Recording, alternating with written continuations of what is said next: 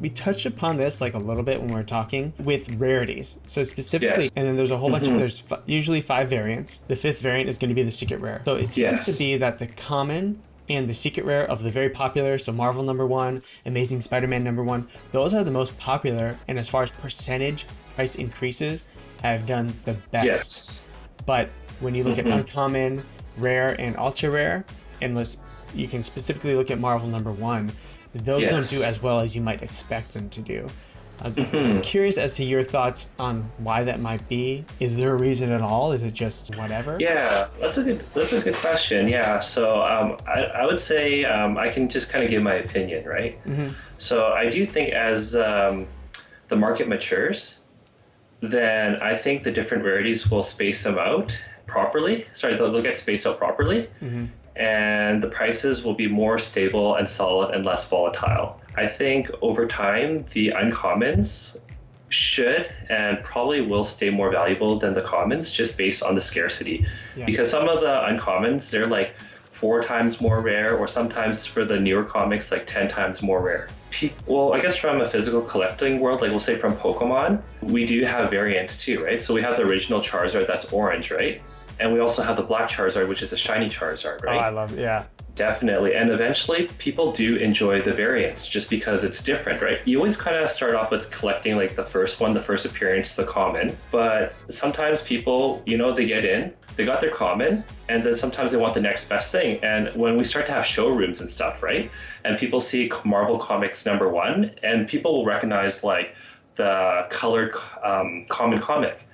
But then in the future, like I believe some of these items, they'll be rarely listed, or they might not even be listed. And then you go into someone's showroom and then you're going to see a black and white copy and you're like, that's the ultra rare, right? Or that's the uncommon. That looks different. Like there's something different about this, right? People look into the rarity and they're like, oh shoot. So I do believe that they will catch up. And I think if you kind of look at the other comics in comparison, right? Some of them will have the common more expensive, but I still think overall, if you look at most of the comics, the uncommon is a little bit more expensive than the common. I do think over time it will catch up, right? Because I think the reason why the common goes up in value very quickly because it's really easy to buy and people can sweep the floor a lot faster, right?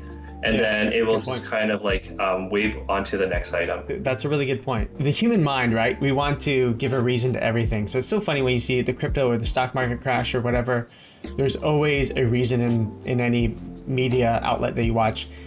X, Y, and Z happened, therefore this happened. That's not always the case. Sometimes markets just have ups and downs. There's not always a really good explanation. The only explanation is someone sold a bunch. That's the only real explanation, is someone sold a bunch. Or the weird thing with how VeVe works is that the floor price will just be whatever someone lists it at.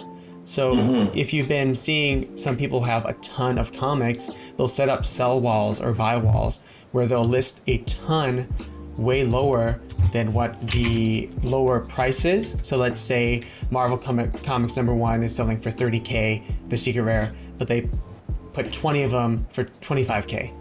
And therefore it moves the floor down quite a bit. And so if anyone wants to sell anything, they have to list it for below that, which is a really common tactic in crypto, is to set these big sell and buy walls, and they're usually fake. They're usually there, so people have to move below it to sell. And then what that person does that sets that wall is they will buy that 24K. They will buy that 23K, and they'll just keep adding to their collection. They don't care if they lose 1 or 2 to sales because it's still probably in profit for them. But they'll buy the lower ones as people are trying to get out of their position. So definitely, I think what you said with the commons being bought up first is those are the lowest common denominator.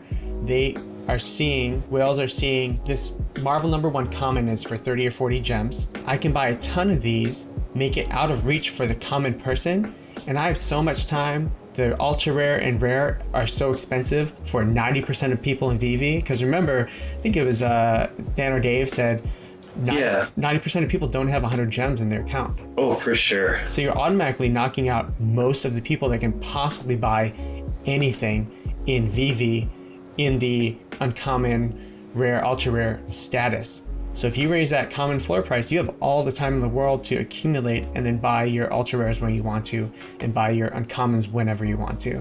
So I think that was a good point. I just want to add on that.